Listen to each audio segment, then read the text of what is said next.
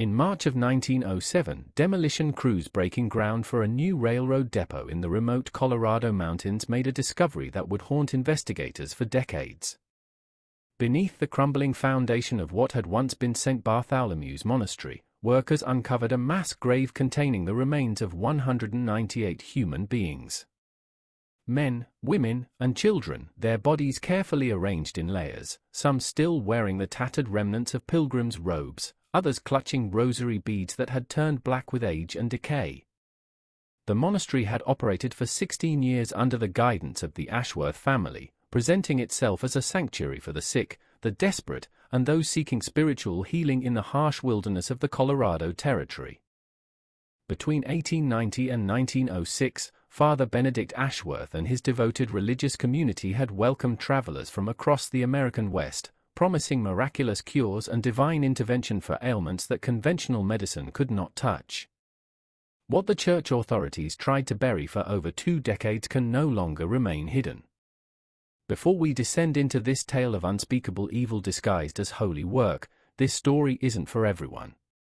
Only for those brave enough to confront the darkest chapters of American religious history. If you're ready to join our community of true mystery seekers who refuse to let these crimes remain forgotten, hit that subscribe button and let us know in the comments what state you're listening from. We're building a global network of people who believe the truth must be told, no matter how disturbing. The discovery at St. Bartholomew's represented one of the most systematic cases of religious fraud and mass murder in the documented history of the American frontier. Federal investigators, working with territorial authorities, determined that the Ashworth family had operated their remote monastery as an elaborate killing enterprise, targeting vulnerable pilgrims who arrived seeking spiritual and physical healing. The scope of their operation stretched across multiple states, with victims traveling from as far as California and Texas to reach what they believed was a divine sanctuary. Father Benedict Ashworth had established his monastery in 1890, claiming direct authorization from the Catholic Church to minister to the growing population of settlers, miners, and railroad workers in the Colorado Territory. His credentials appeared impeccable: seminary training in Ireland, letters of recommendation from established churches in Boston and Chicago, and medical knowledge that seemed almost miraculous in its effectiveness. The remote location, nestled in a valley 30 miles from the nearest town, provided the perfect isolation for what church officials would later describe as a house of horrors masquerading as a house of God. The Ashworth family structure was carefully designed to inspire complete trust while maintaining absolute control over their victims. Father Benedict served as the charismatic spiritual leader, his deep voice and imposing presence commanding immediate respect from desperate pilgrims. Sister Mary Catherine, whom he presented as his devoted sister in Christ, managed the practical aspects of the monastery's operations, overseeing food preparation, sleeping arrangements, and the gradual process of separating victims from their possessions and connections to the outside world. Brother Thomas Ashworth, allegedly Father Benedict's nephew, handled what the family euphemistically called their transportation and communication services. In reality, Thomas managed the systematic disposal of bodies and the transfer of victim property to buyers throughout the territory. Dr. Samuel Ashworth, the family's most valuable asset, provided medical legitimacy to their operations, examining arriving pilgrims and providing death certificates that satisfied territorial authorities when questions arose about the monastery's unusually high mortality rate.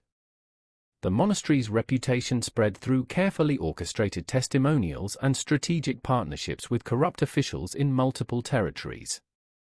Desperate families received glowing reports about miraculous healings, supported by forged medical documents and coached witnesses who had supposedly experienced divine intervention under Father Benedict's care. The Ashworth family's medical knowledge, gained through Samuel's legitimate training and Benedict's years of studying anatomy for darker purposes, allowed them to diagnose real conditions while promising impossible cures. Pilgrims arrived at St. Bartholomew's carrying everything they owned, having sold property and businesses to afford the journey and the monastery's substantial fees for spiritual healing. The Ashworth family had perfected a process of gradually isolating new arrivals from outside contact, explaining that true spiritual healing required complete separation from worldly concerns and corrupting influences.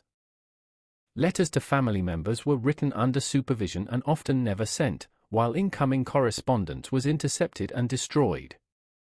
The physical structure of the monastery itself facilitated the family's murderous operations. Built into the mountainside with extensive underground chambers that the Ashworth family claimed were prayer grottos and meditation spaces, the complex included hidden rooms where victims were held during their final days, medical facilities where Dr. Samuel conducted his lethal experiments, and processing areas where bodies were prepared for disposal or sale to medical institutions hungry for anatomical specimens.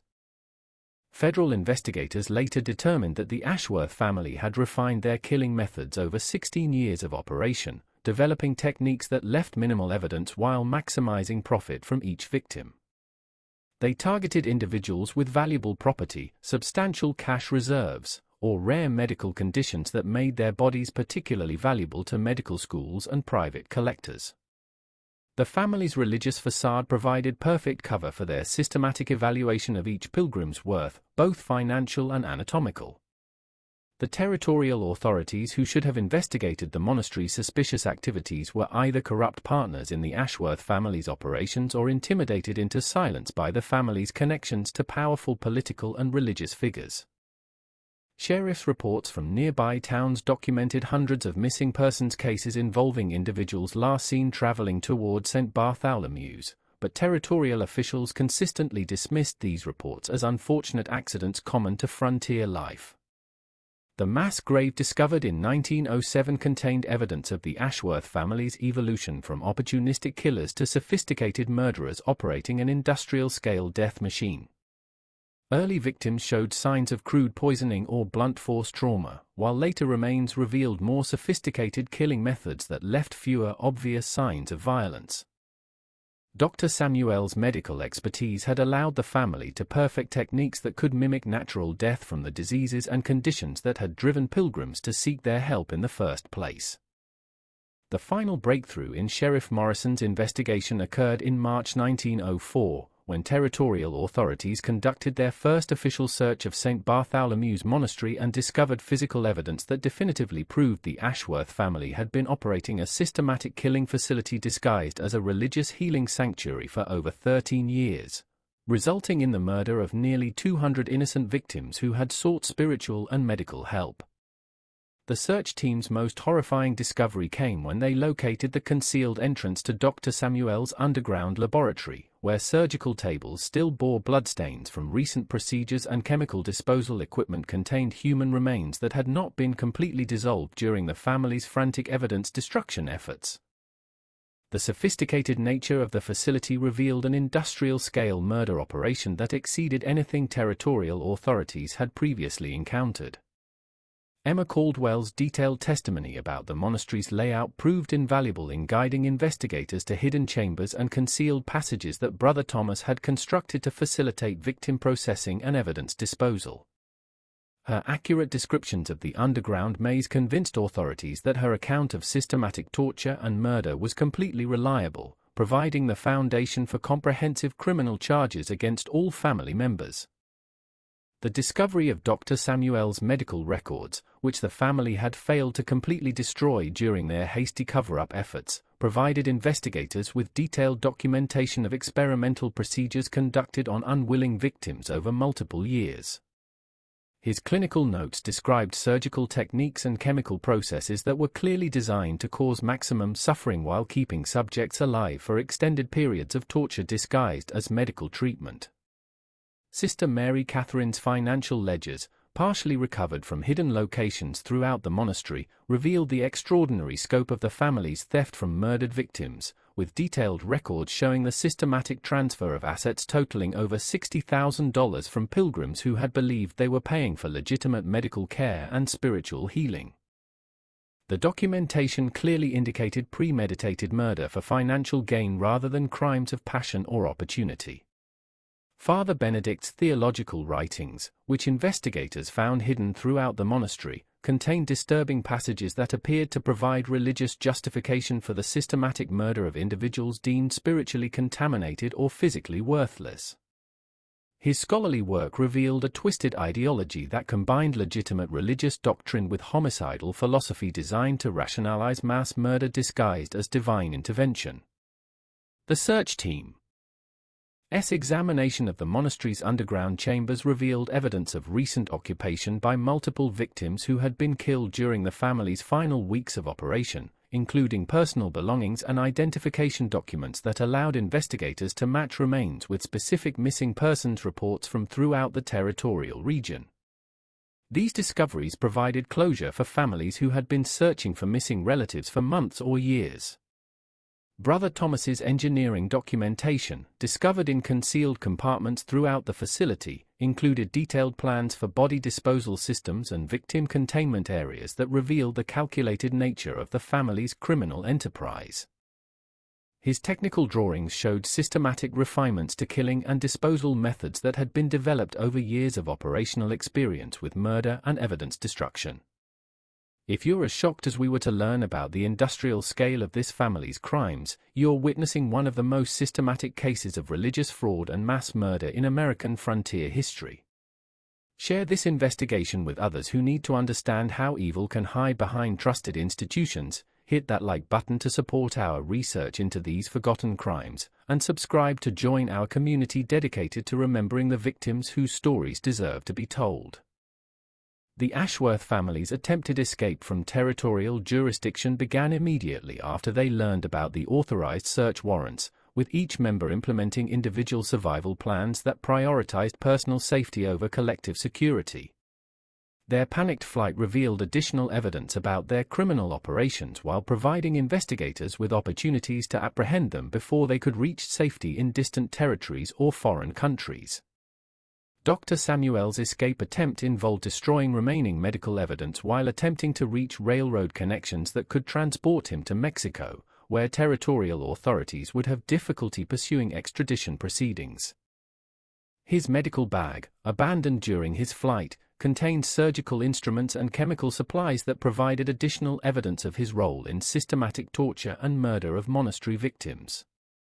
Brother Thomas attempted to flee through mountain wilderness routes that he had developed for emergency evacuation purposes, but his detailed knowledge of the terrain proved inadequate against organized pursuit by law enforcement officials who had recruited local guides familiar with the remote region surrounding the monastery. His capture provided investigators with detailed information about disposal sites and evidence concealment methods.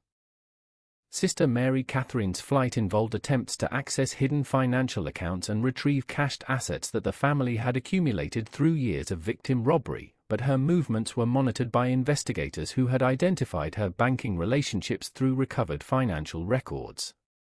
Her arrest provided the final pieces of evidence needed to completely understand the scope of the family's criminal enterprise. Father Benedict's escape strategy involved maintaining his religious authority through continued correspondence with church officials who might provide sanctuary or political protection, but his theological reputation had been irreparably damaged by the mounting evidence of systematic murder and torture conducted under religious cover. His eventual capture marked the end of one of the most sophisticated criminal enterprises in territorial history. The systematic nature of the evidence gathered during the final investigation revealed that the Ashworth family's operations had extended far beyond simple murder for profit, including medical experimentation that violated every principle of ethical treatment and religious fraud that had exploited the deepest spiritual needs of desperate victims seeking hope and healing in frontier communities where legitimate medical care was often unavailable or ineffective. The comprehensive documentation assembled by investigators provided territorial prosecutors with overwhelming evidence for pursuing the most serious criminal charges available under territorial law, including multiple counts of premeditated murder, systematic fraud, religious impersonation, and conspiracy to commit crimes that had resulted in the deaths of nearly 200 innocent victims over more than 13 years of continuous criminal activity. The final phase of the investigation revealed connections between the Ashworth family's operations and similar suspicious activities at other remote religious institutions throughout the American West, suggesting that their methods might have been copied or that they might have been part of a larger network of criminals using religious authority to facilitate systematic exploitation and murder of vulnerable populations seeking spiritual and medical assistance. The prosecution of the Ashworth family became the most significant criminal case in Colorado territorial history, as prosecutors assembled evidence for charges that included 198 counts of premeditated murder, systematic fraud totaling over $60,000, conspiracy to commit crimes against vulnerable populations, and religious impersonation designed to facilitate mass murder disguised as spiritual healing ministry. The trial proceedings revealed the extraordinary scope of corruption that had protected the family's operations for over 13 years, as prose cut. Oars documented payments to territorial judges, county sheriffs, postal officials, and railroad workers who had received substantial bribes in exchange for their cooperation in concealing evidence and obstructing investigations into the monastery's suspicious activities and unusually high pilgrim mortality rates.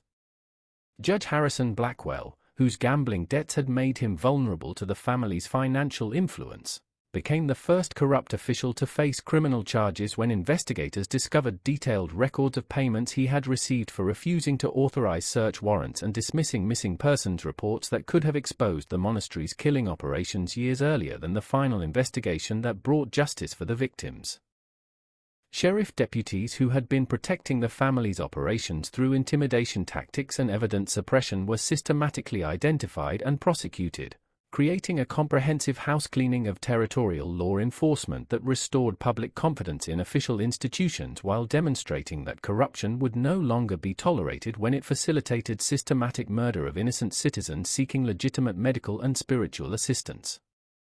The Catholic Church's response to the Ashworth family's crimes involved comprehensive investigations of religious institutions rough out the American territories, as church authorities recognized that their failure to properly supervise remote facilities had enabled one of the most horrific cases of religious fraud and mass murder in the history of American Christianity, requiring systematic reforms to prevent similar tragedies. Emma Caldwell's testimony during the trial proceedings provided the most compelling evidence of the family's systematic torture and murder operations, as her detailed descriptions of underground chambers, experimental procedures, and witness accounts of other victims created a comprehensive picture of criminal enterprise that had exploited religious authority to facilitate unspeakable crimes against desperate people seeking healing and hope. Dr. Samuel Ashworth's medical credentials were revoked by territorial authorities and medical institutions throughout the country, while his experimental documentation was analyzed by legitimate physicians who confirmed that his procedures had been designed to cause maximum suffering rather than provide any therapeutic benefit to patients who had trusted him with their lives and medical care under the assumption that he was a qualified healing professional. The systematic nature of the family's operations was revealed through Brother Thomas's engineering documentation, which showed years of refinements to killing methods, disposal techniques, and evidence concealment systems that demonstrated their criminal enterprise had evolved from opportunistic murder to industrial-scale systematic killing designed to maximize profits while minimizing risks of detection by law enforcement authorities. Sister Mary Catherine's financial records provided prosecutors with detailed evidence of asset theft and money laundering operations that had converted stolen victim property into investments and bank accounts throughout multiple territories, creating a paper trail that revealed the extraordinary scope of their robbery operations disguised as legitimate religious donations and medical fees paid by trusting pilgrims. Father Benedict's theological writings were analyzed by legitimate religious scholars who determined that his apparent expertise in spiritual healing and divine intervention had been carefully constructed facade designed to provide credibility for systematic murder operations, while his correspondence with church authorities had been calculated manipulation intended to prevent official investigations into his remote ministry activities. The broader implications of the Ashworth family's crimes extended far beyond their immediate victims, as territorial authorities recognized that the systematic nature of their operations suggested similar criminal enterprises might be operating at other remote religious institutions throughout the American frontier, requiring comprehensive investigations and regulatory reforms to protect vulnerable populations seeking spiritual and medical assistance. The trial proceedings attracted national attention as newspapers throughout the country reported on the horrific details of systematic murder disguised as religious healing, creating public awareness about the potential for criminal exploitation of trusted institutions and vulnerable populations seeking help for medical conditions that conventional frontier medicine could not adequately address through legitimate treatment methods. The victim identification process became a massive undertaking as investigators worked to match recovered remains with missing persons reports from throughout the territorial region, providing closure for families who had been searching for missing relatives while creating comprehensive documentation of the human cost of the family's 16-year killing spree that had claimed nearly 200 innocent lives. The legal precedents established during the prosecution influenced territorial and state legislation designed to prevent similar crimes through improved oversight of religious institutions, stricter medical licensing requirements, and enhanced protections for vulnerable populations seeking alternative treatments for serious medical conditions that made them susceptible to exploitation by criminal enterprises disguised as legitimate healing ministries. The network of corrupt officials who had protected the monastery's operations was systematically dismantled through prosecutions that restored integrity to territorial law enforcement while demonstrating that government institutions would no longer tolerate corruption that facilitated crimes against innocent citizens, regardless of the political connections or financial resources of the criminals involved in systematic murder and exploitation. The comprehensive nature of the investigation revealed connections between the Ashworth family's operations and suspicious activities at religious institutions in neighboring territories, suggesting that their methods had been studied and potentially copied by other criminal enterprises seeking to exploit religious authority for purposes of systematic murder, fraud, and theft disguised as legitimate spiritual and medical services. The final phase of the prosecution involved determining appropriate sentences for crimes that had no precedent in territorial law, as the systematic nature of the family's operations and the extraordinary number of victims required judicial considerations that went beyond conventional criminal sentencing guidelines for murder, fraud, and conspiracy charges that typically involved much smaller numbers of victims and less sophisticated criminal enterprises.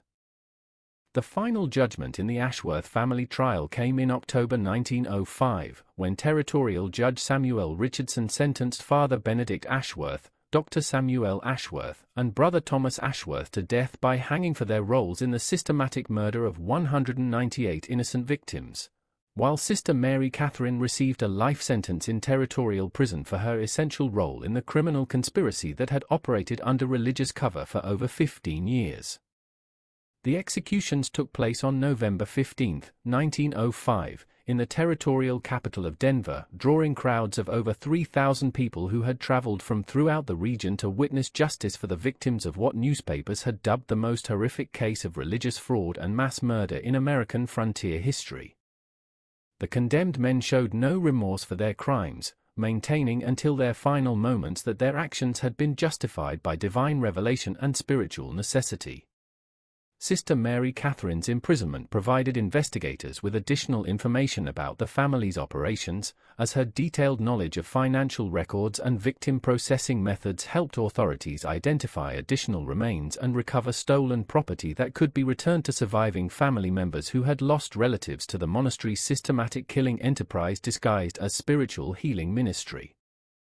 The demolition of St. Bartholomew's Monastery began in January 1906, revealing the full extent of the underground facilities that had been used for torture, murder, and body disposal over 16 years of continuous criminal operations.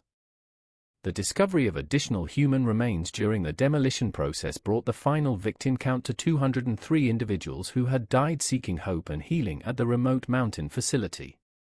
The site of the former monastery was declared a territorial memorial for the victims of the Ashworth family's crimes, with a simple stone monument erected to honor the memory of the innocent people who had been systematically murdered while seeking spiritual and medical assistance from individuals they had trusted with their lives, their savings, and their deepest hopes for healing and transformation. The Catholic Church implemented comprehensive reforms in response to the Ashworth family scandal, including mandatory inspections of remote religious facilities, stricter oversight of clergy credentials, and enhance reporting requirements designed to prevent similar criminal enterprises from operating under religious authority without proper supervision by legitimate church institutions and territorial government agencies. The territorial government established new regulations for medical practice that required licensed physicians to undergo regular review and maintain detailed records of patient treatments and mortality rates, while creating oversight mechanisms designed to identify suspicious patterns that might indicate criminal activity disguised as legitimate medical care in remote locations where conventional oversight had proven inadequate. The broader impact of the case extended throughout the American territories, as law enforcement agencies implemented new protocols for investigating missing persons reports and coordinating information about suspicious activities at religious institutions, creating communication networks that could identify patterns of criminal behavior that transcended local jurisdictional boundaries and required territorial or federal intervention. Emma Caldwell became a prominent advocate for victims' rights and institutional oversight, using her survival experience to educate communities about the warning signs of criminal exploitation disguised as religious or medical authority, while supporting legislation designed to protect vulnerable populations seeking alternative treatments for serious medical conditions that made them susceptible to manipulation by criminal enterprises. The financial investigation revealed that the Ashworth family had accumulated wealth equivalent to over $200,000 in contemporary currency through their systematic theft from murdered victims, making their criminal enterprise one of the most profitable killing operations in documented American criminal history, while demonstrating the extraordinary vulnerability of desperate people seeking healing and hope in frontier communities. The case established important legal precedents for prosecuting crimes that exploited religious authority and vulnerable populations, while creating investigative methods that influence law enforcement approaches to institutional abuse and systematic criminal enterprises operating under legitimate cover in remote locations where conventional oversight mechanisms had proven insufficient to protect innocent citizens. What do you think about this chilling tale of systematic murder disguised as divine healing? The Ashworth family's crimes remind us that evil can hide behind the most trusted institutions, exploiting our deepest needs for hope and healing. Share your thoughts in the comments below about how communities can protect vulnerable people from such predators. If you found this investigation into America's darkest religious secrets as disturbing and important as we did, subscribe to our channel and hit that notification bell to never miss our deep dives into the forgotten crimes that shaped our nation's history. The legacy of the St. Bartholomew's Monastery case continues to influence modern understanding of institutional abuse and the systematic exploitation of vulnerable populations, serving as a historical reminder that criminal enterprises can operate successfully for extended periods when they exploit trusted authority figures and isolated locations where conventional oversight and community protection mechanisms are inadequate or compromised. The memorial established at the former monastery site has become a place of pilgrimage for families of victims and researchers studying the history of religious fraud and institutional crime in American frontier communities, while serving as a permanent reminder that the pursuit of justice requires constant vigilance against those who would exploit faith and desperation for criminal purposes. The comprehensive documentation of the Ashworth family's crimes provides modern investigators and researchers with detailed case studies that continue to inform understanding of systematic criminal enterprises, institutional corruption, and the methods used by sophisticated criminals to exploit religious authority and medical credentials for purposes of murder, fraud, and theft disguised as legitimate spiritual and healing services. The final accounting of their 16-year killing spree revealed that nearly 200 innocent people had died seeking hope and healing at a remote mountain sanctuary that promised divine intervention but delivered only systematic torture and murder, creating one of the most horrific chapters in the history of American religious institutions and frontier justice. The Ashworth family's arrival in the Colorado Territory in the spring of 1890 appeared to fulfill a desperate community's prayers for spiritual guidance and medical assistance. The harsh mountain winters and dangerous mining operations had claimed hundreds of lives, leaving families devastated and local authorities overwhelmed by the constant stream of accidents, diseases, and unexplained disappearances that plagued the remote settlements scattered throughout the region. Father Benedict Ashworth stepped off the Denver and Rio Grande Railroad in Glenwood Springs with the bearing of a man chosen by divine providence to minister to the forgotten souls of the American frontier. Standing 6 feet tall with prematurely gray hair and piercing blue eyes, he commanded immediate attention and respect from the rough miners and desperate settlers who had gathered to meet the train. His Irish accent lent an air of old-world authority to his words, while his expensive black cassock and silver crucifix suggested connections to powerful religious institutions back east. Sister Mary Catherine accompanied him, a woman of perhaps 35 years whose severe features and uncompromising demeanor perfectly matched the frontiers's expectations of dedicated religious service.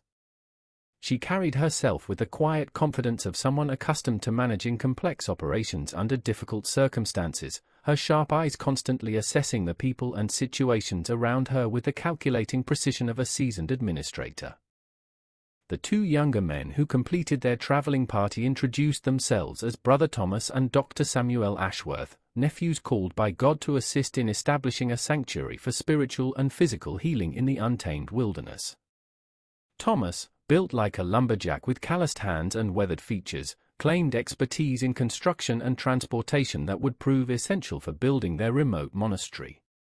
Dr. Samuel, slight and bookish with wire-rimmed spectacles, carried medical credentials from prestigious Eastern institutions that seemed almost too good to be true in such a godforsaken place. Within days of their arrival, the Ashworth family had established themselves as the answer to every prayer whispered in the mountain communities. Father Benedict's sermons drew standing room-only crowds to the makeshift churches scattered throughout the territory, his powerful voice promising salvation and healing to anyone willing to demonstrate true faith through sacrifice and devotion. His medical knowledge impressed even the few legitimate doctors serving the mining camps, as he accurately diagnosed conditions that had baffled other practitioners and prescribed treatments that seemed to produce miraculous results.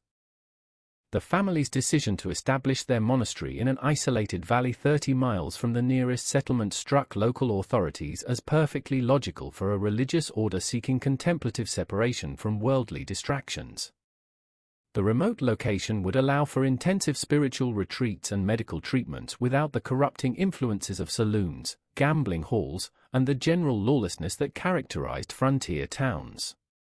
Father Benedict explained that true healing required complete separation from the spiritual contamination that surrounded most communities, making isolation not just preferable but absolutely essential for their sacred work. Construction of St. Bartholomew's Monastery began in the summer of 1890, with Brother Thomas demonstrating remarkable engineering skills as he designed buildings that seemed to grow organically from the mountainside itself. The main structure incorporated natural caves and underground chambers that Thomas claimed would provide perfect spaces for meditation and prayer, while also offering protection from the brutal mountain winters that could isolate the monastery for months at a time. Dr. Samuel established the territory's most advanced medical facility within the monastery complex, importing surgical equipment and pharmaceutical supplies that rivaled anything available in Denver or Colorado Springs. His laboratory and examination rooms occupied the underground levels of the monastery, where he explained the constant temperature and protection from contamination would ensure the highest standards of medical care for their pilgrims and patients. The Ashworth family's reputation spread rapidly throughout the territory and beyond, carried by carefully orchestrated testimonials and strategic partnerships with desperate families seeking hope for seemingly hopeless medical conditions. Letters arrived daily from across the American West, written by people who had heard whispered rumors of miraculous healings and divine interventions occurring at the remote monastery hidden in the Colorado mountains. If this story is already sending chills down your spine, you're not alone. Our community of truth seekers from around the world has been sharing their thoughts about these forgotten crimes, and we want to hear from you too. Let us know in the comments what time it is where you're listening from, and don't forget to hit that subscribe button to join thousands of others who refuse to let these dark chapters of history remain buried. The first pilgrims arrived at St. Bartholomew's in the fall of 1890, desperate families carrying life savings and selling everything they owned to afford the substantial fees required for the monastery's intensive spiritual and medical treatments. Father Benedict explained that true healing demanded complete commitment, both financial and spiritual, as half-hearted efforts inevitably resulted in half-hearted results. The suffering required total sacrifice to achieve total transformation. Sister Mary Catherine managed the practical aspects of pilgrim care with ruthless efficiency, overseeing sleeping arrangements, meal preparation, and the gradual process of separating new arrivals from their connections to the outside world. She explained that letters to family members required careful review to ensure they contained only positive spiritual thoughts that would not corrupt the healing process, while incoming correspondence needed screening to prevent worldly concerns from undermining the intensive treatment programs. The transformation of St. Bartholomew's Monastery from a legitimate religious retreat into a systematic killing operation occurred gradually during the winter of 1890, as the Ashworth family discovered that their remote location and trusted religious authority provided perfect cover for increasingly predatory behavior toward vulnerable pilgrims seeking spiritual and medical healing. The first death occurred in December 1890, when Martha Henley, a 62-year-old widow suffering from consumption, succumbed to what Dr. Samuel Ashworth diagnosed as complications from her advanced lung disease. Martha had arrived at the monastery carrying her deceased husband's life insurance settlement of $800, a substantial sum that represented her only protection against destitution in her remaining years. Her death appeared natural to the few witnesses present, occurring peacefully during what Father Benedict described as a profound spiritual experience that had transported her soul directly to heaven. Dr. Samuel's death certificate listed respiratory failure as the cause, a diagnosis that satisfied territorial authorities who rarely questioned medical determinations from qualified physicians, especially when the deceased had been suffering from a known terminal condition. The Ashworth family conducted a simple burial service in the monastery's small cemetery, explaining to Martha's distant relatives that she had requested interment in the sacred ground where she had found such peace and spiritual comfort during her final weeks. What the family failed to mention was that Martha's substantial cash reserves had been transferred to monastery accounts just days before her death, supposedly to cover extended treatment costs and ensure her continued care during a difficult recovery period. The forged documents authorizing this transfer bore Martha's signature, carefully practiced by Sister Mary Catherine during the long winter evenings when the dying woman had been too weak to pay close attention to the papers she was signing. The success of their first calculated murder convinced the Ashworth family that their religious authority and medical expertise could provide perfect cover for a far more ambitious and profitable enterprise. Father Benedict's charismatic presence and apparent divine connection impressed even the most skeptical visitors, while Dr. Samuel's legitimate medical credentials and sophisticated equipment created an atmosphere of professional competence that few pilgrims had encountered in the primitive medical facilities common to frontier communities.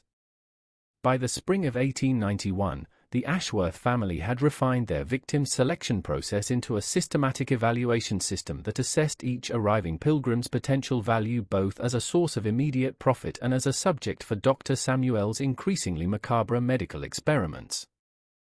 Wealthy pilgrims suffering from terminal conditions represented ideal targets, as their deaths could be attributed to natural causes while their assets were legally transferred to monastery accounts through carefully forged documents. The family's killing methods evolved rapidly during their first year of operation, moving from crude poisoning techniques to sophisticated medical procedures that left minimal evidence of foul play. Dr. Samuel's surgical skills allowed him to simulate natural death from the exact conditions that had driven pilgrims to seek treatment at the monastery, creating a perfect circular logic that satisfied investigators who rarely conducted thorough examinations of bodies from remote religious communities. Brother Thomas proved invaluable in managing the practical aspects of body disposal and property transfer, developing relationships with corrupt officials throughout the territory who could provide necessary documentation without asking uncomfortable questions. His background in construction and transportation made him ideally suited for the physical demands of concealing evidence and moving valuable items to buyers in distant cities where their origins could not be traced. The monastery's underground chambers, originally designed as meditation spaces and storage areas, were gradually converted into a sophisticated killing facility that could process multiple victims simultaneously while maintaining the appearance of a legitimate religious and medical institution. Dr. Samuel's laboratory expanded to include surgical suites where he could conduct his experiments on living subjects, claiming that certain advanced treatments required procedures that conventional medicine had not yet accepted. The Ashworth family's growing confidence in their methods led them to target increasingly valuable victims, including successful merchants, prosperous farmers, and even minor political figures who sought discreet medical treatment for conditions that could damage their public reputations. The monastery's remote location and reputation for confidentiality attracted clients who preferred to keep their health problems private, making them perfect targets for a family that had learned to exploit trust and desperation with ruthless efficiency. Father Benedict's sermons began incorporating themes of sacrifice and transformation that prepared pilgrims psychologically for their eventual fate, describing death as a necessary passage to spiritual enlightenment that should be embraced rather than feared. His powerful oratory convinced many pilgrims that suffering and sacrifice were essential components of divine healing, making them more willing to accept painful medical procedures and extended isolation from the outside world. Sister Mary Catherine developed increasingly sophisticated methods for separating pilgrims from their support networks, using their desperation and religious faith to justify complete submission to monastery authority. She explained that worldly attachments and family concerns represented spiritual obstacles that prevented true healing, encouraging pilgrims to sever all outside connections and place their complete trust in the Ashworth family's guidance. The systematic nature of their operations became evident in the detailed records that Dr. Samuel maintained of each victim's medical condition, financial resources, and potential value to various buyers throughout the territory. His ledgers contained precise documentation of killing methods, disposal techniques, and profit margins that revealed the cold calculation behind their apparent religious devotion. By the end of 1891, the Ashworth family had murdered at least 15 pilgrims and stolen property valued at over $12,000, a fortune that allowed them to expand their operations and refine their techniques for the systematic exploitation of vulnerable people seeking hope in the harsh reality of frontier life. The refinement of the Ashworth family's killing system during 1892 and 1893 transformed their monastery into a precision instrument of death that could evaluate, process, and eliminate victims with industrial efficiency while maintaining the facade of a legitimate religious and medical institution serving the desperate populations of the American frontier. Dr. Samuel Ashworth's medical expertise proved invaluable in developing victim selection criteria that maximized both immediate profit and long-term operational security. His examination process identified pilgrims suffering from conditions that would naturally progress to death within months or years, allowing the family to accelerate natural mortality while providing perfect cover for their murderous activities. Consumption, heart disease, and various forms of cancer became the monastery's specialty conditions, attracting patients whose deaths would surprise no one. The family's most profitable targets were successful merchants and prosperous farmers who had accumulated substantial wealth but suffered from medical conditions that conventional frontier medicine could not address. These pilgrims arrived carrying life savings, property deeds, and valuable possessions that could be systematically transferred to monastery accounts through forged documents and carefully coached witnesses who testified to the dying person's generous donations to support their sacred work. Sister Mary Catherine perfected the psychological manipulation techniques that made victims compliant partners in their own destruction, using their desperation and religious faith to justify increasingly invasive control over their lives and possessions.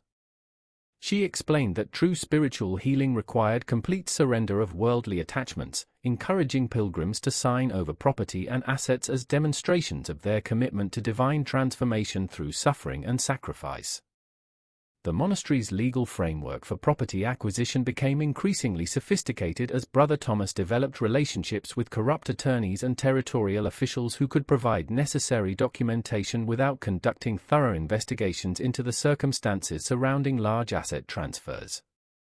These professionals received substantial payments for their cooperation, creating a network of complicit individuals who had financial incentives to ignore obvious signs of criminal activity.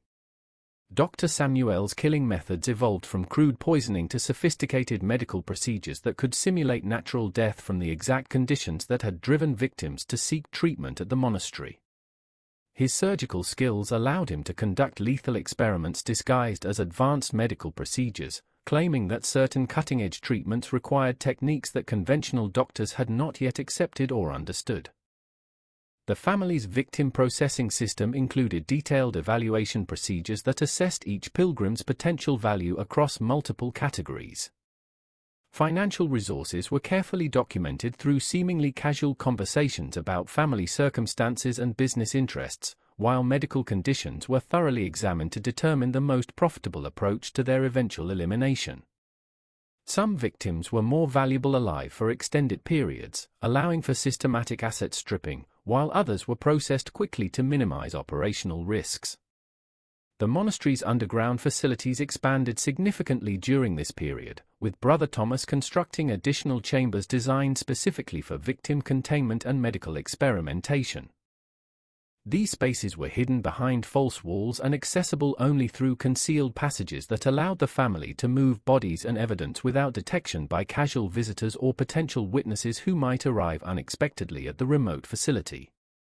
Father Benedict's sermons increasingly emphasized themes of martyrdom and sacrifice that prepared victims psychologically for their eventual fate while providing religious justification for the suffering they would endure during their final weeks or months at the monastery. His powerful oratory convinced many pilgrims that pain and death were necessary components of spiritual transformation, making them more willing to accept procedures that conventional medical ethics would have prohibited. The Ashworth family's reputation management became a crucial component of their operations, as they carefully orchestrated testimonials and success stories that attracted new victims while deflecting suspicion about the monastery's unusually high mortality rate. Coached witnesses provided glowing accounts of miraculous healings and spiritual transformations, while forged letters from satisfied patients created the impression of ongoing success stories that justified the substantial fees charged for extended treatment programs. Sister Mary Catherine's role expanded to include sophisticated communication management that controlled all contact between pilgrims and the outside world, ensuring that family members received only carefully crafted letters describing spiritual progress and medical improvements. Incoming correspondence was intercepted and destroyed, while outgoing messages were heavily edited or entirely fabricated to maintain the illusion that treatment was proceeding successfully. The family's disposal methods became increasingly efficient during this period, with Dr. Samuel developing techniques for rapid body processing that could handle multiple victims simultaneously while leaving minimal evidence. Some remains were sold to medical schools and private collectors hungry for anatomical specimens, while others were dissolved using chemical processes that Dr. Samuel had learned during his legitimate medical training. The systematic nature of their operations extended to detailed record-keeping that documented every aspect of their criminal enterprise, from initial victim evaluation through final asset distribution. Dr. Samuel's ledgers contained precise information about killing methods, profit margins, and disposal techniques that revealed the cold calculation behind their apparent religious devotion and medical expertise. By 1893, the Ashworth family had murdered at least 47 pilgrims and accumulated wealth estimated at over $30,000, a fortune that allowed them to expand their operations and attract even more valuable victims to their remote monastery. Their success had convinced them that their methods were virtually undetectable, leading to increasing boldness in targeting prominent individuals whose disappearances would eventually attract unwanted attention from territorial authorities. The period between 1895 and 1900 marked the absolute peak of the Ashworth family's murderous enterprise, as their refined killing system reached industrial-scale efficiency that processed an average of 20 victims annually while expanding their network of corrupt accomplices throughout multiple territories and establishing St. Bartholomew's Monastery as the premier destination for desperate pilgrims seeking miraculous cures for terminal conditions. The family's reputation had spread far beyond the Colorado Territory, attracting wealthy patients from California, Texas, and even the East Coast who traveled thousands of miles to receive treatment from Father Benedict's apparently miraculous healing ministry and Dr. Samuel's cutting-edge medical procedures.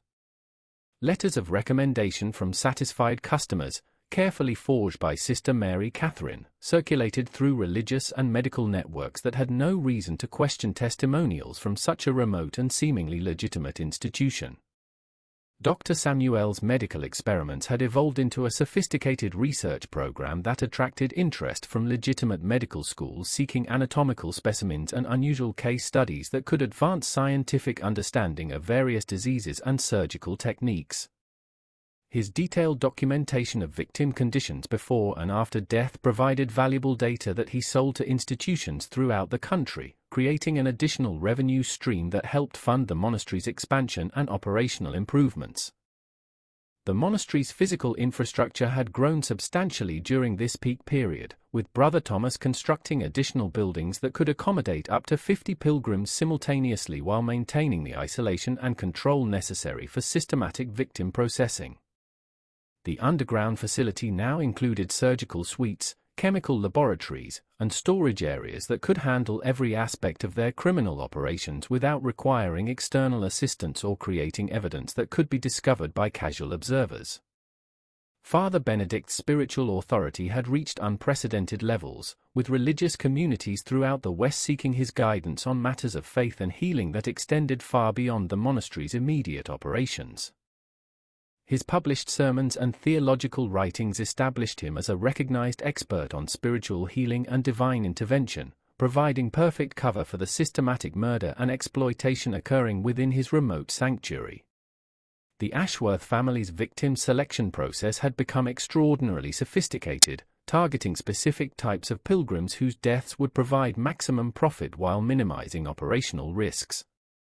Wealthy widows suffering from consumption, successful merchants with heart conditions, and prosperous farmers battling various forms of cancer represented ideal targets whose substantial assets could be legally transferred through carefully forged documents that would satisfy territorial authorities conducting only superficial investigations. Sister Mary Catherine's psychological manipulation techniques had evolved into a comprehensive system of mental conditioning that could break down even the strongest-willed individuals within weeks of their arrival at the monastery. Her methods combined religious indoctrination, social isolation, and carefully administered drugs that created states of psychological dependency that made victims eager to comply with increasingly invasive medical procedures and asset transfer requirements. If this investigation into America's darkest religious secrets is keeping you on the edge of your seat, you're experiencing exactly what thousands of other mystery lovers around the world felt when they first heard this story. Share this video with someone who appreciates true crime history, hit that like button to support our research into these forgotten cases, and don't forget to subscribe so you never miss our deep dives into the crimes that shaped our nation's hidden past. The family's network of corrupt accomplices had expanded to include territorial judges, county sheriffs, railroad officials, and postal workers who provided essential services that allowed their operations to continue without interference from legitimate authorities. These individuals received substantial payments for their cooperation, creating a web of complicit professionals who had strong financial incentives to ignore obvious signs of criminal activity occurring at the remote monastery.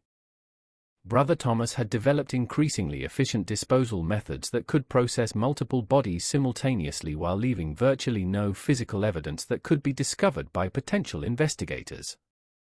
His chemical expertise, learned through trial and error during the family's early operations, allowed him to dissolve organic matter completely or preserve anatomical specimens that could be sold to medical institutions seeking unusual case studies and teaching materials. The monastery's financial operations had become extraordinarily complex, with multiple bank accounts throughout the territory managing assets stolen from victims alongside legitimate donations from religious supporters who had no knowledge of the criminal activities occurring behind the monastery's holy facade. Sister Mary Catherine's bookkeeping skills ensured that all transactions appeared legal and properly documented, creating paper trails that would satisfy any cursory examination by territorial auditors. Dr. Samuel's killing techniques had reached a level of sophistication that allowed him to simulate natural death from virtually any medical condition, using his extensive knowledge of anatomy and disease progression to create scenarios that would convince even experienced physicians conducting post-mortem examinations. His surgical skills enabled him to conduct lethal procedures that appeared to be legitimate medical treatments, providing perfect explanations for victim deaths that satisfied family members and territorial authorities. The systematic nature of their operations during this peak period included detailed scheduling that could process victims with assembly-line efficiency while maintaining the appearance of a legitimate medical and religious institution. New pilgrims were carefully evaluated within days of arrival, with those deemed suitable for immediate processing moved through a standardized sequence of asset transfer, medical experimentation, and disposal that minimized the time between identification and elimination. The Ashworth family's growing wealth and influence had made them prominent figures in territorial society, with Father Benedict serving on various religious committees and Dr. Samuel consulting with government officials on public health matters that gave them insider knowledge of law enforcement activities and potential investigations that might threaten their operations. The first serious threat to the Ashworth family's operations emerged in the spring of 1901, when Father Michael O'Brien, a Vatican-appointed inspector conducting routine evaluations of remote religious institutions throughout the American territories, arrived unannounced at St. Bartholomew's Monastery to investigate reports of unusual healing practices and extraordinarily high pilgrim mortality rates that had reached the attention of church authorities in Denver. Father O'Brien's surprise inspection caught the family during a particularly active period when they were simultaneously processing 3 wealthy victims whose prolonged deaths were generating substantial profits through systematic asset stripping and experimental medical procedures. The underground chambers contained evidence of ongoing surgical operations and chemical disposal activities that would have exposed the entire enterprise if discovered by someone with legitimate authority to investigate religious institutions. Sister Mary Catherine's quick thinking saved the operation when she intercepted Father O'Brien at the monastery entrance, explaining that the facility was currently under strict quarantine due to an outbreak of consumption that had already claimed several pilgrims and posed serious risks to any visitors who lacked proper medical protection. Her convincing performance, supported by forged medical documentation from Dr. Samuel, persuaded the inspector to postpone his evaluation until the alleged epidemic had passed. Brother Thomas spent the 3 days following Father O'Brien's departure frantically concealing evidence and implementing security measures designed to prevent future surprise inspections from exposing their criminal activities. He constructed hidden passages and concealed chambers that could quickly hide victims and equipment, while installing warning systems that would alert the family to approaching visitors long before they reached the monastery grounds. The close call prompted the Ashworth family to develop comprehensive contingency plans for dealing with unwanted attention from religious authorities, territorial officials, and family members seeking information about missing pilgrims. Dr. Samuel created detailed medical records supporting their cover stories, while Sister Mary Catherine prepared forged correspondence that could explain victim disappearances through natural deaths, voluntary departures, or transfers to other medical facilities. Father Benedict's response to the security threat involved strengthening his religious credentials through increased correspondence with legitimate church authorities and publication of theological writings that established his reputation as a serious scholar of spiritual healing and divine intervention. His calculated efforts to build credibility within official religious circles provided additional protection against future investigations while maintaining the facade of legitimate ministry. The family's paranoia following the O'Brien incident led to increasingly sophisticated surveillance of their surrounding territory, with Brother Thomas establishing observation posts and early warning systems that could detect approaching visitors from miles away. These security measures allowed them to quickly transition from criminal operations to legitimate religious activities whenever potential threats appeared on the horizon.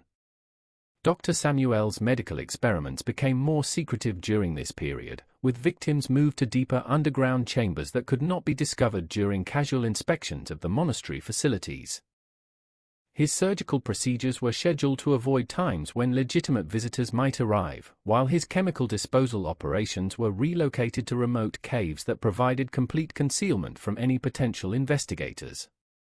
The elimination of potential witnesses became a higher priority following the near discovery, with the family targeting individuals who had observed suspicious activities or asked uncomfortable questions about the monastery's operations. Several territorial officials who had shown excessive curiosity about pilgrim mortality rates died under mysterious circumstances that appeared to be accidents or natural deaths but were actually carefully planned murders. Sister Mary Catherine's communication control systems expanded to include monitoring of all postal and telegraph traffic in the surrounding region, allowing the family to intercept messages that might contain reports about their activities or requests for investigations into missing persons. Her network of corrupt postal workers provided advance warning about official correspondence that could threaten their operations. The monastery's legitimate religious activities were enhanced to provide better cover for their criminal enterprise, with Father Benedict conducting more public services and accepting donations from local communities that had no knowledge of the systematic murder occurring within the facility. These activities created a larger pool of witnesses who could testify to the monastery's apparent legitimacy if official investigations ever threatened their operations. Brother Thomas developed alternate disposal methods that could eliminate evidence more quickly and completely, including chemical processes that could dissolve organic matter within hours and transportation systems that could move bodies to remote locations where they would never be discovered. His engineering skills proved invaluable in creating systems that could operate efficiently while leaving minimal traces of their activities. The family's financial operations became more diversified during this period, with assets distributed across multiple banks and investment vehicles that would be difficult for investigators to trace back to their criminal activities.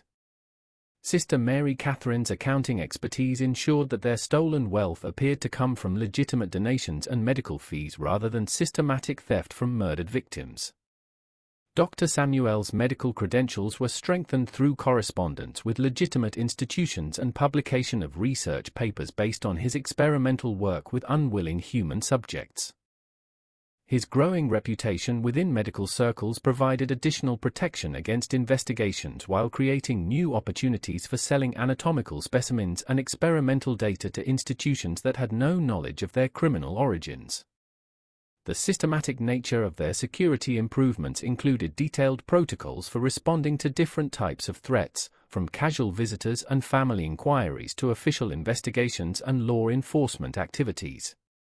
Each family member had specific responsibilities during emergency situations, ensuring that they could quickly transition from criminal operations to legitimate activities without leaving evidence that could expose their enterprise. The Ashworth family's growing confidence in their security measures led them to resume their killing operations with renewed intensity, targeting even more valuable victims whose deaths would provide substantial profits while maintaining the elaborate precautions necessary to prevent future close calls from exposing their systematic murder and exploitation of vulnerable pilgrims seeking spiritual and medical healing. By 1902, whispered conversations in saloons and general stores throughout the Colorado Territory had begun focusing on the disturbing pattern of disappearances connected to St. Bartholomew's Monastery. As family members from across the American West arrived in local towns seeking information about relatives who had traveled to Father Benedict Ashworth's remote healing sanctuary and never returned home or sent word about their treatment progress. The accumulating missing persons reports created a growing sense of unease among territorial residents who had initially viewed the monastery as a beneficial addition to their isolated communities. Merchants in Glenwood Springs reported selling supplies to dozens of pilgrims who spoke of seeking miraculous cures at the mountain facility, but none of these travelers had ever returned to share news of successful treatments or recommend the monastery's services to other potential patients seeking similar healing.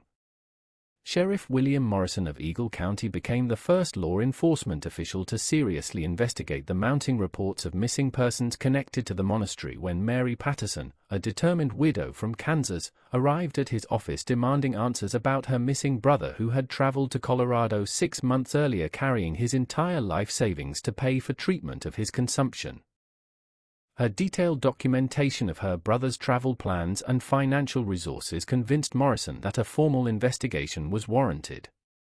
The sheriff's initial inquiries revealed that territorial records contained over 30 missing persons reports involving individuals last seen traveling toward the monastery, representing an unprecedented concentration of disappearances in a region where such incidents were typically isolated occurrences involving mining accidents, Indian attacks, or simple cases of people choosing to start new lives in distant territories without informing their families.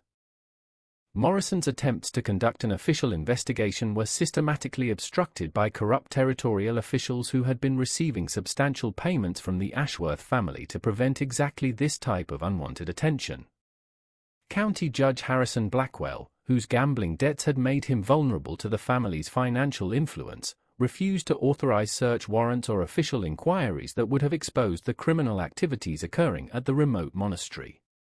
The sheriff's persistence in pursuing the investigation despite official obstacles caught the attention of Sarah Mitchell, a former nurse from Denver who had lost her own sister to the monastery's operations and had spent months gathering evidence about the suspicious circumstances surrounding multiple pilgrim deaths. Her medical background allowed her to identify inconsistencies in Dr. Samuel's death certificates that suggested systematic falsification of victim mortality records. Sarah's investigation had uncovered a pattern of property transfers and asset liquidations that indicated victims were signing over substantial wealth immediately before their deaths, circumstances that seemed highly suspicious when considered alongside the monastery's claims about miraculous healing and spiritual transformation. Her documentation revealed that the Ashworth family had accumulated wealth far beyond what could be explained by legitimate medical fees and religious donations.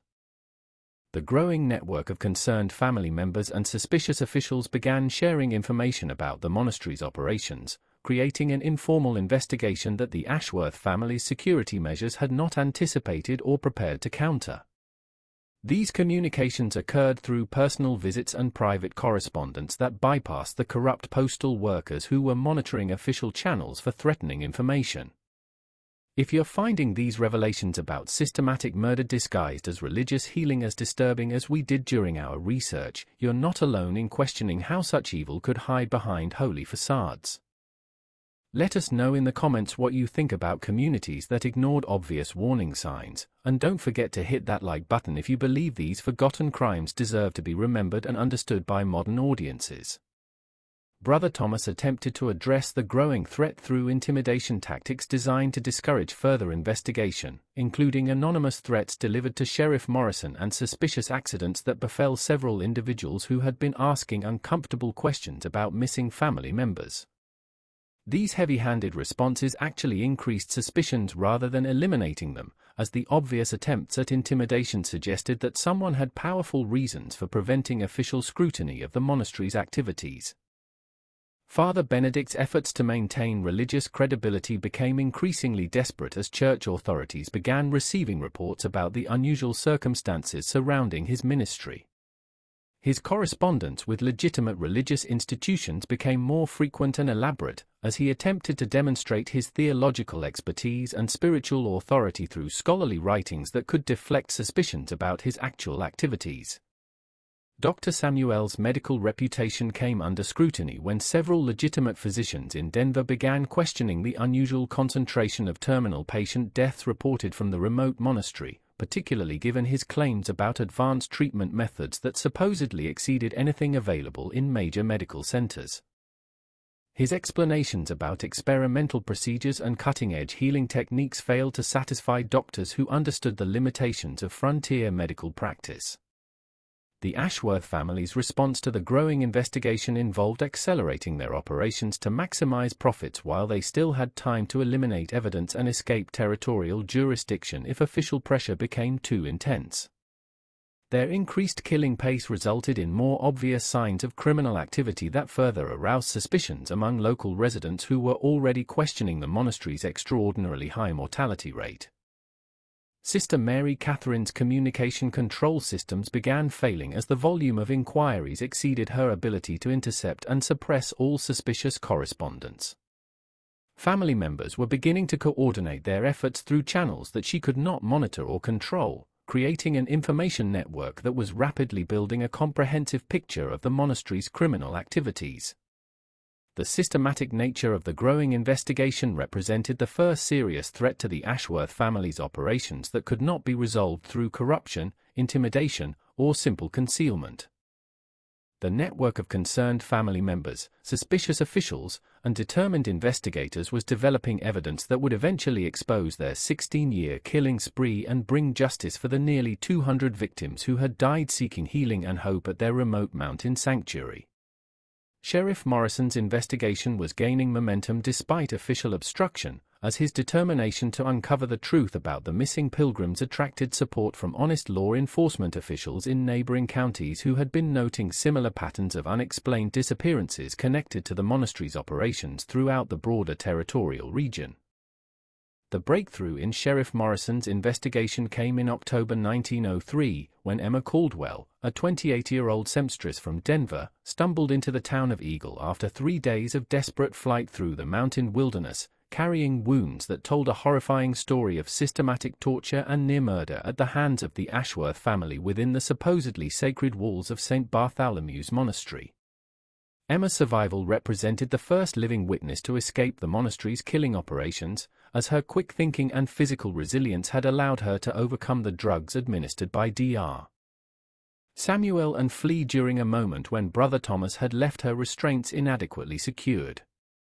Her detailed testimony provided Sheriff Morrison with first-hand evidence of the criminal activities that had been occurring behind the monastery's religious facade for over 13 years. According to Emma's sworn statement, she had arrived at the monastery seeking treatment for chronic headaches that had prevented her from maintaining steady employment, carrying her life savings of $300 and genuine faith that Father Benedict's reported healing powers could restore her ability to work and support herself.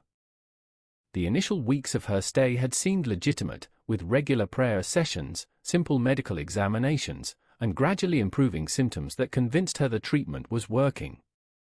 The transformation began during her 4th week at the monastery, when Sister Mary Catherine informed her that advanced healing required complete spiritual surrender that could only be achieved through intensive medical procedures designed to purify both body and soul. Emma described being moved to underground chambers where Dr. Samuel conducted surgical experiments that he claimed were necessary for removing spiritual contamination that conventional medicine could not detect or address. Emma's medical training as a seamstress had given her enough anatomical knowledge to recognize that Dr. Samuel's procedures were not legitimate medical treatments but systematic torture designed to cause maximum suffering while keeping victims alive for extended periods. She observed other pilgrims in various stages of the experimental process, including several who appeared to be dying from infections and complications resulting from the supposed healing procedures. Her escape became possible when Brother Thomas made the mistake of assuming that weeks of drug administration and psychological conditioning had broken her spirit completely, leaving her restraints loose enough that her seamstress skills with knots and bindings allowed her to work free during the night hours when the underground chambers were supposedly secure. Her knowledge of wilderness survival, learned during childhood on a frontier farm, enabled her to navigate the mountain terrain despite injuries and exposure. Sheriff Morrison's documentation of Emma's testimony included detailed descriptions of the monastery's underground facilities, the Ashworth family's roles in victim processing, and specific information about other pilgrims who were being held for experimental procedures at the time of her escape. Her account provided the first comprehensive inside view of operations that had remained completely hidden from outside observation for over a decade. The sheriff's attempts to organize an immediate rescue operation for the remaining victims described in Emma's testimony were blocked by the same corrupt territorial officials who had been protecting the Ashworth family's operations, but her survival and willingness to testify created legal pressure that could not be ignored indefinitely. Morrison began building a case that would eventually force honest authorities to take action regardless of political obstacles. Emma's escape triggered panic within the Ashworth family, as they realized that their perfect security had been breached by someone with detailed knowledge of their criminal activities and the determination to expose their operations to law enforcement authorities. Brother Thomas immediately began implementing emergency protocols designed to eliminate evidence and prepare for potential flight from territorial jurisdiction. Dr. Samuel's response involved accelerating the disposal of remaining victims whose deaths could be attributed to natural causes, while destroying medical records and experimental documentation that could provide evidence of systematic torture and murder. His surgical skills were employed in eliminating witnesses rather than conducting experiments, as the family prioritized operational security over continued profit from their criminal enterprise. Father Benedict attempted to maintain his religious credibility by increasing public appearances and expanding correspondence with legitimate church authorities, hoping to create enough institutional support to weather the crisis created by Emma's testimony. His efforts to portray her account as the delusional ravings of a mentally unstable woman were undermined by the specific details and medical accuracy of her descriptions. Sister Mary Catherine's communication control systems were overwhelmed by the investigation triggered by Emma's escape, as Sheriff Morrison's official inquiries could not be intercepted or suppressed through the family's usual methods of corruption and intimidation. Her careful documentation of victim assets and experimental procedures became a liability that required immediate destruction to prevent discovery during potential searches.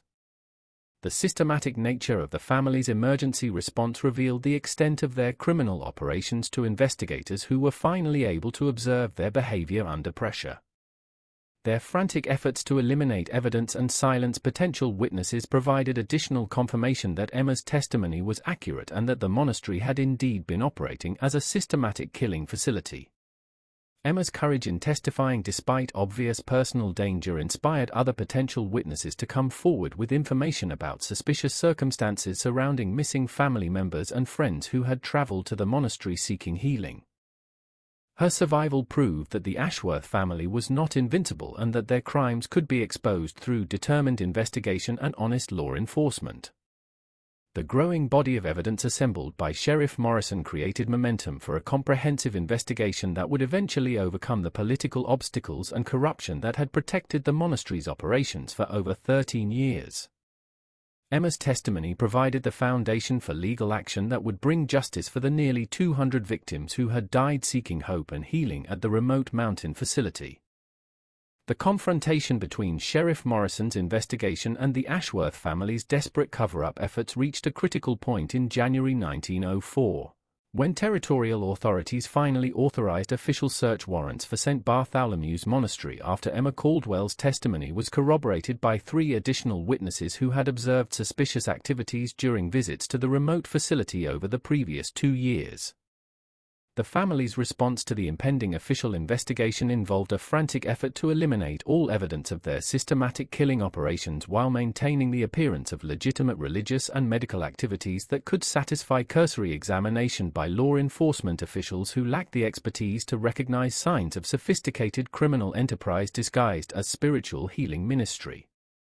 Dr. Samuel worked around the clock to destroy medical records, experimental documentation, and surgical equipment that could reveal the true nature of his procedures on unwilling victims. His underground laboratory was systematically dismantled, with chemical supplies and anatomical specimens disposed of through methods that had been developed for routine body processing but were now being applied to eliminate evidence of over 13 years of systematic murder and torture. Brother Thomas focused his efforts on concealing the physical evidence of their killing operations, including the underground chambers where victims had been held and the disposal facilities where hundreds of bodies had been processed over the years. His engineering skills were employed in creating false walls and concealed passages that could hide the most incriminating aspects of the monastery's infrastructure from investigators conducting standard searches. Sister Mary Catherine's priority involved destroying the detailed financial records that documented the systematic theft of victim assets and the distribution of stolen wealth among corrupt territorial officials who had protected their operations. Her accounting expertise was now directed toward creating false documentation that could explain their accumulated wealth through legitimate donations and medical fees rather than systematic robbery of murdered pilgrims. Father Benedict's efforts concentrated on maintaining his religious credibility through increased correspondence with church authorities and publication of theological writings that could support his claims about legitimate spiritual healing ministry. His scholarly reputation had become the family's primary defense against accusations that their monastery was actually a sophisticated killing facility operating under religious cover. The systematic destruction of evidence revealed the extraordinary scope of the Ashworth family's criminal enterprise, as investigators later estimated that the elimination process had destroyed documentation relating to over 150 victims whose deaths had been carefully concealed through forged records and corrupt official cooperation. The family's desperate attempts to erase their crimes actually provided additional evidence of their guilt. The investigation gained additional momentum when Sarah Mitchell, the former nurse whose sister had died at the monastery, provided Sheriff Morrison with copies of suspicious death certificates and property transfer documents that she had obtained through her own careful research into the facility's operations. Her medical background allowed her to identify systematic patterns of falsification that clearly indicated criminal activity rather than legitimate medical practice.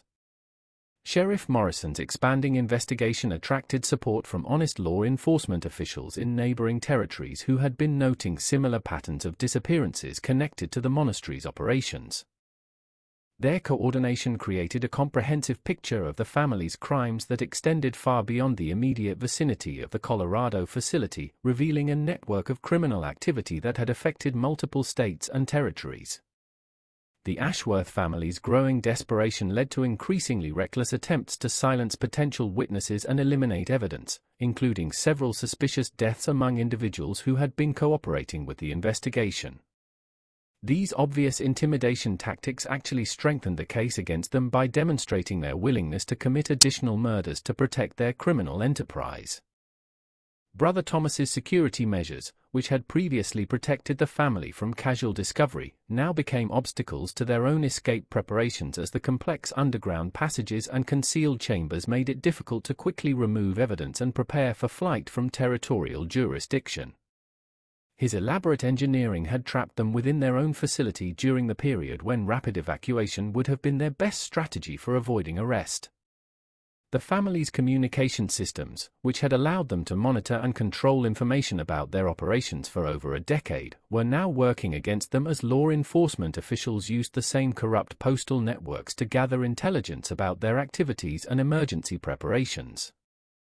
Sister Mary Catherine's carefully cultivated network of informants had become a liability that provided investigators with detailed information about the family's plans and movements.